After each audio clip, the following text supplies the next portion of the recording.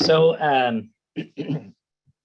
one of the very important things for every farmer is to be able to estimate accurately how much fruit we're going to pick.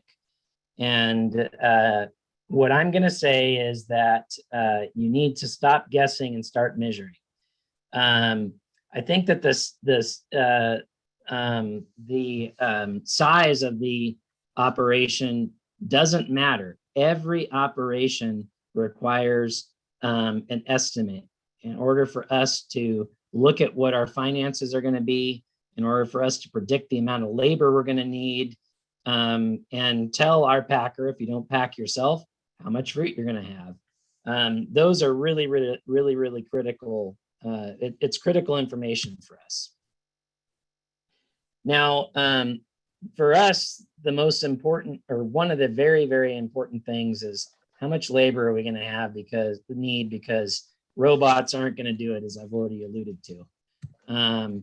And again, we have these great big trees. You know, how are we going to deal with them? Well, we have to be able to accurately predict what type of crop we're going to get off those.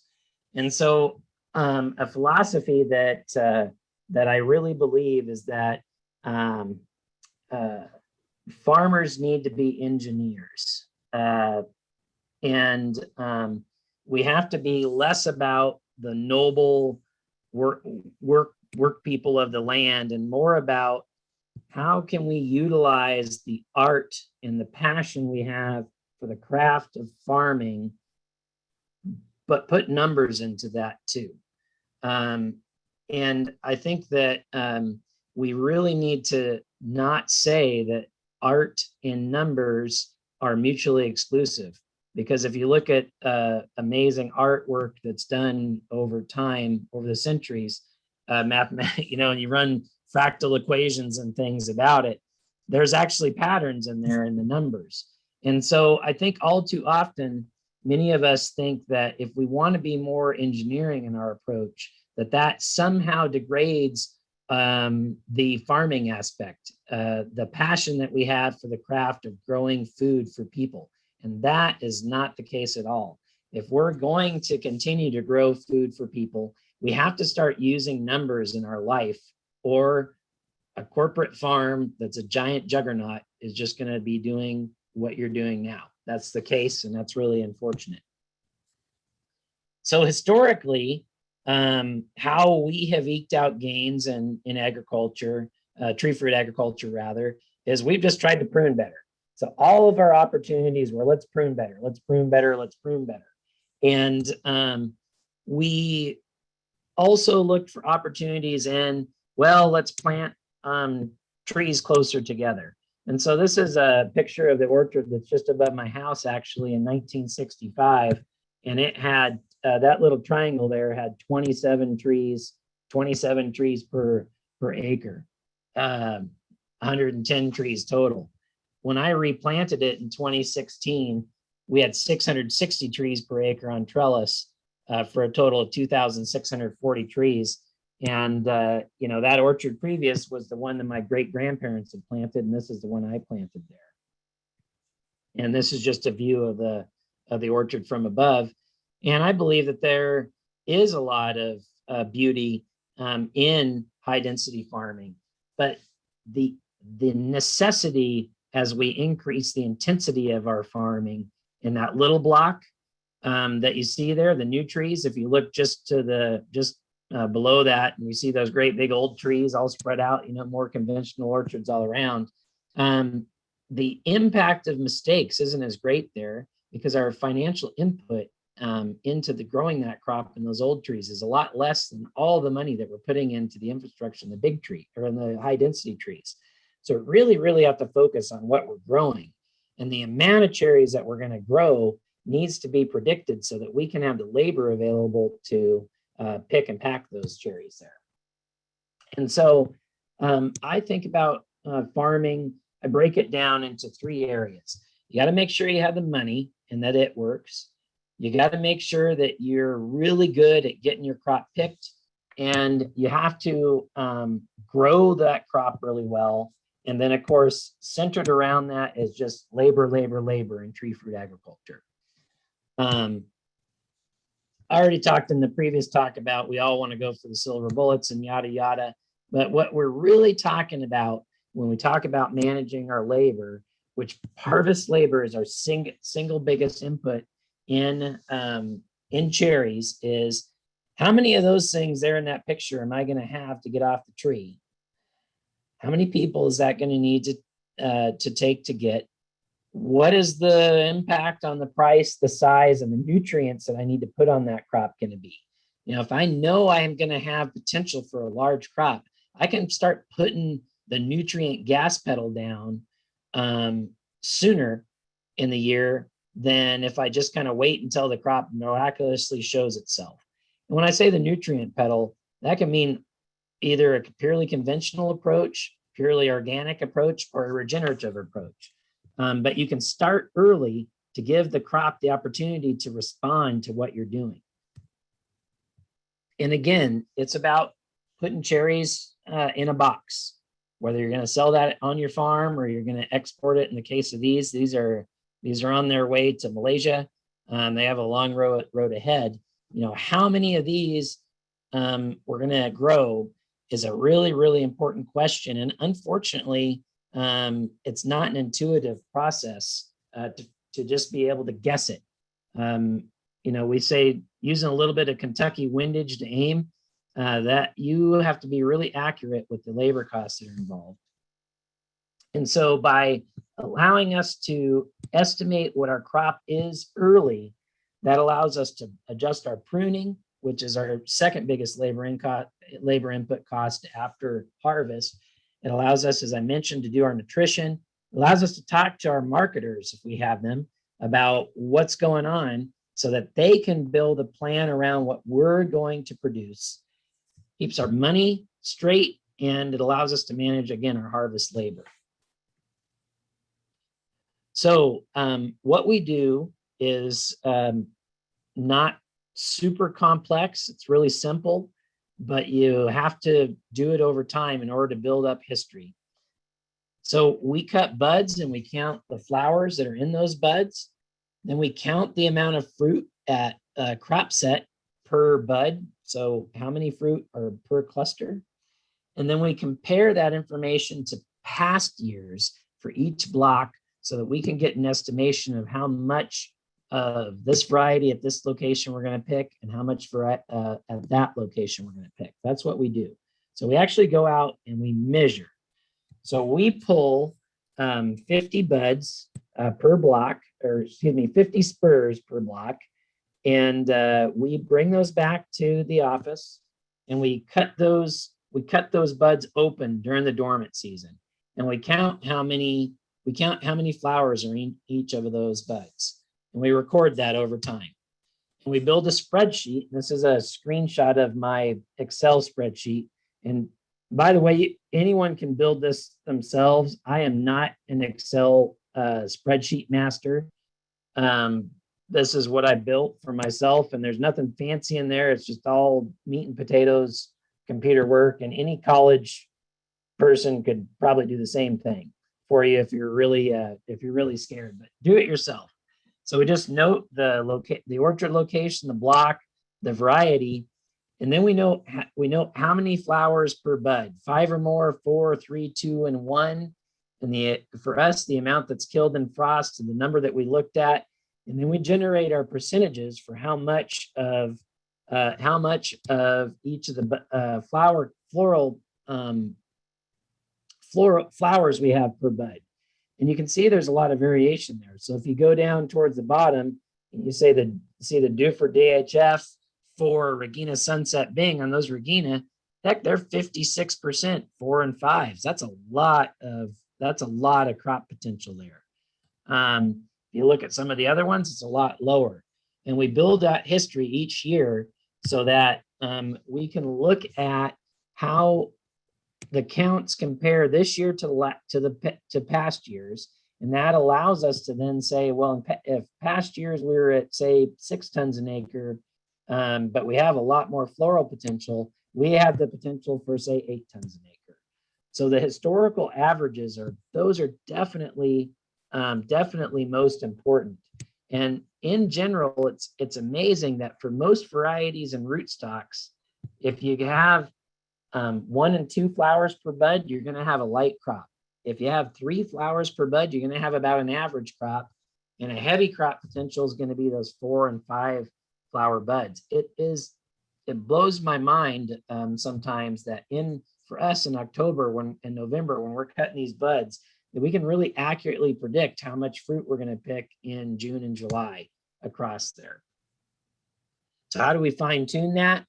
We go at blossom time and we look at what percent of our fruit drop there, what percent of our blossoms freeze, and how many of those floral flowers that we counted during the dormant season, how many of those are left?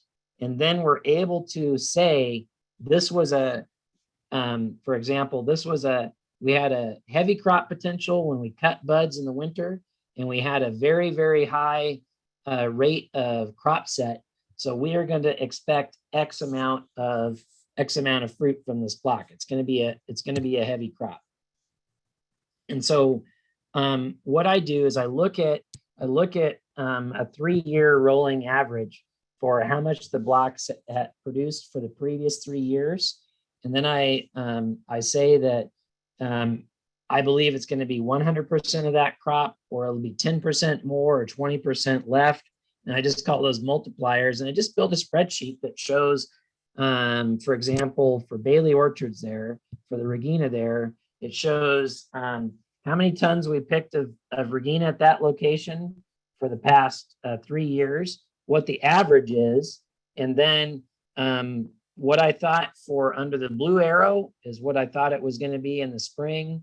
The green arrow is what I thought it was for my second pass, which was after crop set there. And that allows me to then say that my estimate for last year there was 243 tons of cherries, just by saying it's 10% more than the average. And that's what we do. And then I always look at then what that means in comparison with last year's production, because I like to know where I'm going with things, because that help. If I took me say a group of 120 pickers 3 days to pick that last year, I know I'm going to need a lot more people there this year, because I'm going to have 145% of the previous year's crop there. So let's look at some results of this is from last year, because we just started harvest this year, and I don't have a whole lot of results to show yet.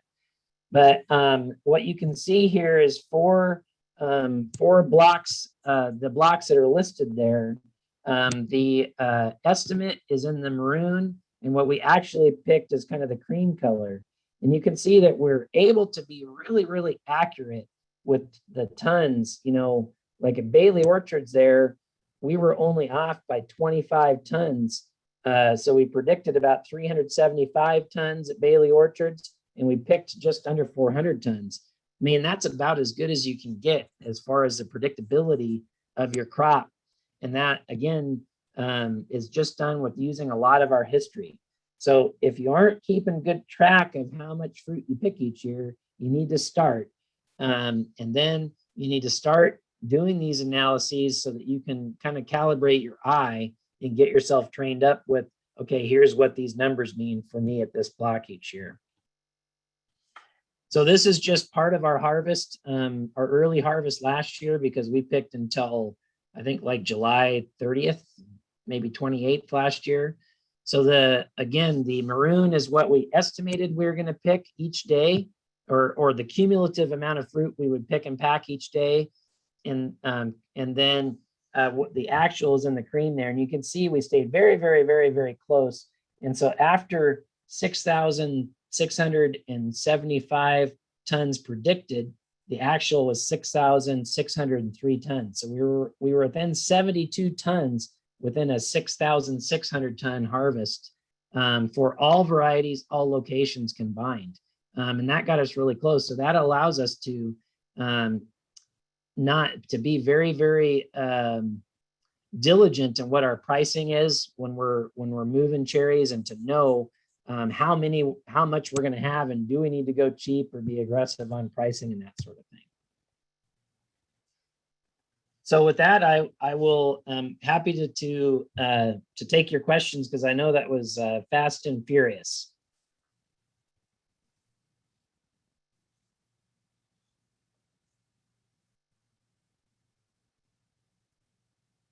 I have one. Just there's a dip there in your actuals. Did a weather event cause that?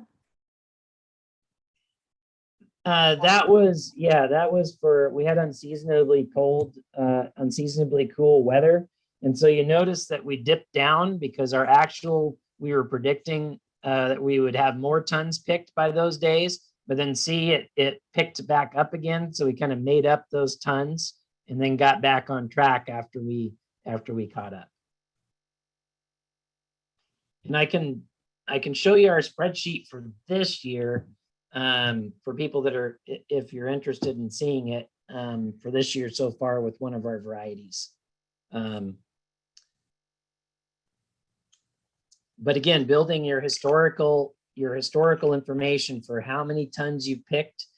And then, so for example, if you're starting from just 0 next year, cut your buds and record how many blossoms you have per bud for each of your locations by variety.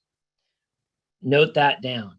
Then note what portion of those flowers actually turn into fruit. You can go out there and you can see, your clusters of 3, or 2 of those dropping off, or they all staying, what's your June drop like? And then look at how many tons of fruit you pick. Then you start with 1 point in your chart. And then next year, if you cut your buds and there's a lot less flowers, and you go out and you see that you don't have as good a pollination take, then you can say, well, I'm going to pick quite a bit less. And if you get good with your numbers, you can predict what percentage less you're going to have by looking at those numbers over time. And is that last spreadsheet here, that graph, is that by joining those 2 spreadsheets together?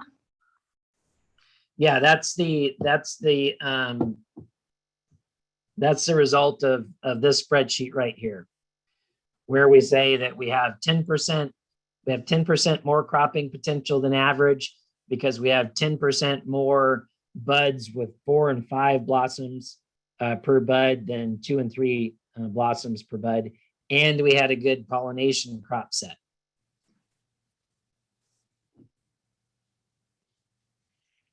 Mike, Steve Chapman here. I've got a question. If you can hear me all right? I hear you fine, Steve. Thank you. Just with respect to, say you've got a variety like Samba or Chelan in our environment, and certainly struggles to set a decent crop. And if you've got it on 2 rootstocks, say you might have it on Colden, Gisela 12 or Gisela 6, I suppose I'm looking for an insight to, is there a difference in the flowers per bud at that stage, or is the difference actually at the blossom time when it comes to the fruit set? So the main difference between Colt and Gisela is going to be, when you cut buds open in the winter, will be the number of flowers per bud. And so the mechanism, the primary mechanism of precocity that the Gisela rootstocks bring, is that they have much higher numbers of flowers per bud than say Colt or Mazard or Mahaleb or Maximum. And that's how you get more fruit per acre with them. And so you are going to see a difference there, and you should cut them separately to track them, because there's going to be a big difference there. Thanks, Mike. That's perfect. I got a question, Mike, at Charlotte here. And you might have talked about it, but I'm managing sort of people coming in and out. How are the orchard level forecasts wrapped up into the Northwest Cherries forecasts? So one of the things that that we do as a packing house is we contribute to the Northwest cherry crop prediction, and so we look at how many tons we're going to harvest, and when we think we're going to start, we contribute that to the body of knowledge. But you know, the variation in those numbers for the Northwest crop forecast can be quite substantial. So the cherry industry, you know, we have a consultant that we work with that aggregates all of these various reports from different packing houses, looking at first bloom date by varieties and the estimated number of tons that we'll have of each.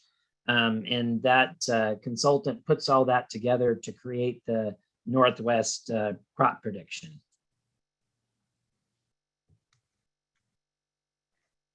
Thank you.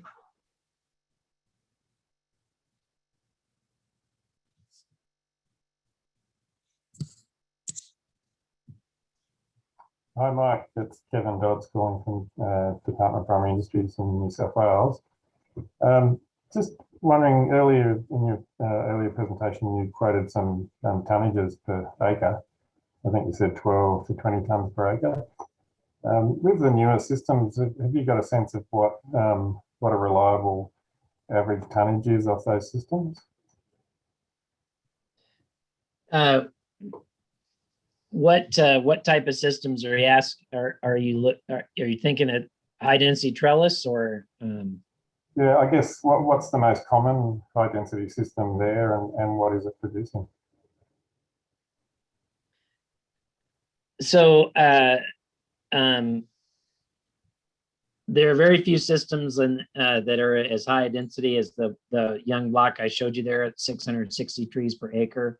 Most of our trees are somewhere between 272 trees per acre and 340 trees per acre. And sorry, I don't know, I'm not fast to do conversion to hectares, but hopefully you can convert it to however. Typical tonnages are very variable based on location and history, of course, and tree age and that sort of thing. But we typically on 10 by 16, so 272 trees an acre, Gisela rootstock with a precocious variety, and we only plant precocious varieties now. So we don't plant Regina, we don't plant Cordia, we don't plant varieties that don't have a high level of precocity. We're getting between 10 and 12 tons per acre on that system. On our trellis systems that are much higher density, we are able to get 18 plus tons an acre there. Precocious variety on a high density system. And, you know, it's pretty amazing that you can generate those yields, because most of our old Bing on Mazard orchards are somewhere between 2 and 4 tons an acre. And so the differences are really substantial. Thanks for that. And do you find that the high density trellis systems come into production quite a lot earlier as well? You know, it's interesting because you spend so much time really monkeying around with them when you're establishing the canopy and building the architecture, that they do produce fruit earlier, but the quality of those cherries on those young trees normally isn't top tier. And in fact, you know, it can be to the tree's detriment that they start loading on a lot of cherries before the space is filled in the trellis. And so I have probably a different take than some who say, well, let's get early production. Early production is great. I actually want to develop my canopy quickly versus going for early production, so that, and then I want to hammer on fruit on that canopy once it's filled. So you know, we just don't see the fruit quality and the high pack outs that we're looking for from trees that are only 3 years old. And we pick a lot of them this year that are 3 years old. And then I'm going to have trouble, I'm going to really have to tinker around with various techniques to get those trees to keep filling their space when they're, producing, 2, 3, 4 tons an acre when they're little. Thank you. So, Mike, do you see emerging technology as a way to help make this sort of forecasting easier and more applicable for the average grower? Or is it already mostly there? So, so we have hundreds of blocks to track and we sample them all.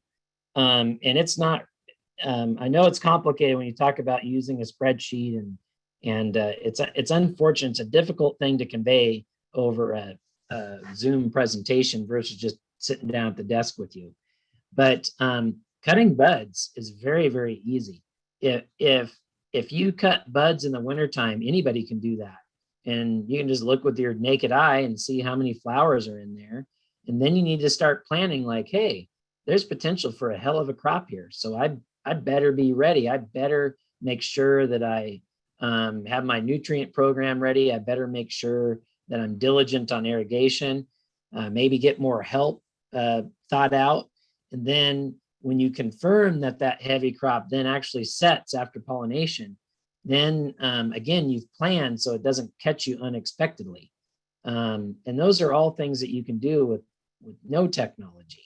You could do that on a piece of notebook paper if you needed to. The only reason I use spreadsheets is because it's a lot more complex when you've got, well, I mean, you can see there on my spreadsheets listed, there's 183 rows. I mean, that's one row for each location and block. And so I have to use a computer, but you don't need to. And you touched on the fruit drop. Do you find that really complicates things for those varieties for which fruit drop is problematic? No, I don't. And the reason is, well, fruit drop always stinks.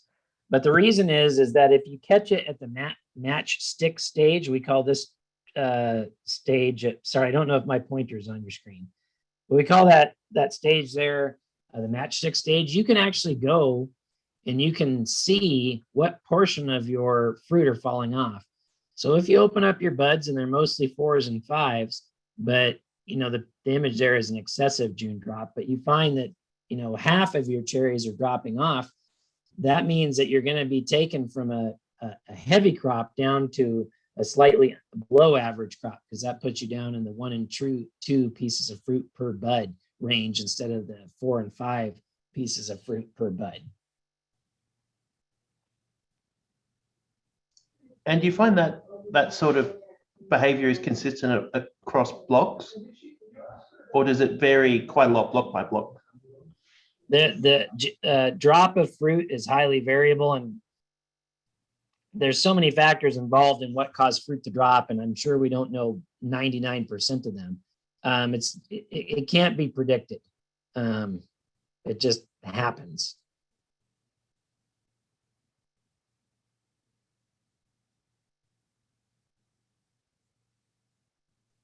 We do have a question in the chat from Bryce, just wanting a bit more of an explanation on what you mean by cutting buds. So just perhaps talk us through it. Okay, so what we'll do is we'll go out into a block and we'll gather up approximately 50 buds worth of spurs. So we break the spurs off, just like the one you see here on the right. We break those off. We bring those back we put those in little Ziploc bags, and we'll say, Bailey Orchard, Regina, then the block. Bring those back to the office, and we cut the buds in half in that, so that you can see within the bud here, you can see how little live flowers right here, and you can see the dead flowers. So the L is denoting a live flower, and I stole these from Lynn Long, by the way. So the L is denoting a live flower and the D is denoting a dead flower. So we count the amount of live and live flowers. And so that bud has 2 flowers in it. So we would record that as a 2. If all the flowers are dead, we say 0 and so on and so forth. So you have variability between for example, on colt, in our conditions, often colt only has two flowers per bud, whereas Gisela 6 or Gisela 5, we've counted up to 7 flowers per bud. So when we open up that bud and cut it open, there's 7 little flowers jammed in there. And this spring was past winter was our first 8 blossom bud that we'd recorded. And we found 3 of those in our search.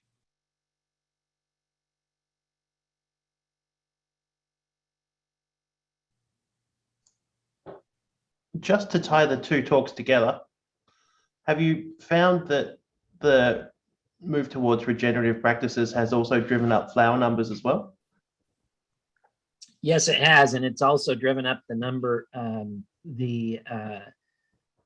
reduced the frequency of frosted out buds, or just sometimes the flower just dies in there and it hasn't been culled. I don't know what the mechanism is for that, but yes, it's increased the flowers per bud, which you would think it wouldn't, but the numbers prove it. What are the implications for pollination on your orchard? Are you finding that perhaps need more hives to service the extra flower loads, or is it better if they perhaps don't all set? We haven't observed that. I think it's always better to have to push I think it's always better to deal with a lot of fruit, because there's no management technique that can add more cherries to your tree. There's plenty of management techniques to take a lot of cherries on your tree and keep them going and big. So, but as far as our number of hives per acre, I have to say I haven't really studied that, but we're at about 1.5 to 2 hives per acre with most varieties, and we see a pollination efficiency being about the same, I would say.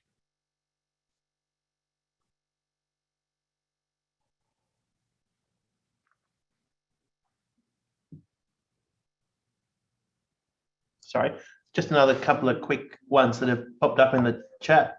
What time of year would you usually go and start doing bud counts? Like late winter, early winter? We usually do it anytime after leaf fall, just because it's a lot easier to collect the buds. And we'll collect all the buds and then we'll store them in the refrigerator, and you can store them for weeks and weeks and they stay good. As long as they're in Ziploc bags, that are sealed. Then we just have have a team of 3 of my staff that just, for a few weeks, they just cut open buds.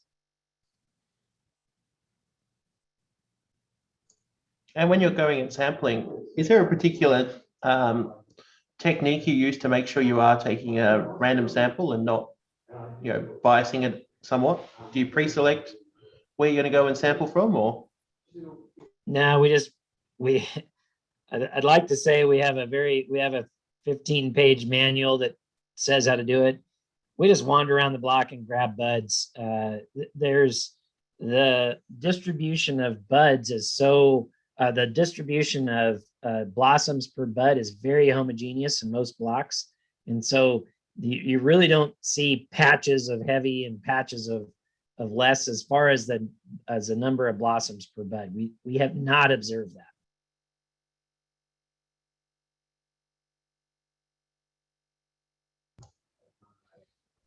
Does anyone have any other questions? If you want to unmic yourself and just ask them directly, please go ahead.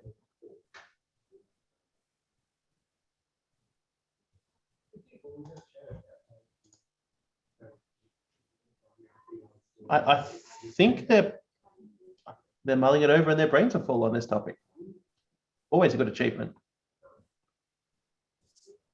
So, Mike, thank you for your time. Thank you very much for coming and sharing some of your insights and wisdom on this particularly useful and hopefully going to be ever more widely adopted technique here in Australia? It's my pleasure. Thank you very much for the opportunity to speak with you all today. And I hope that you enjoyed it, and thank you very much.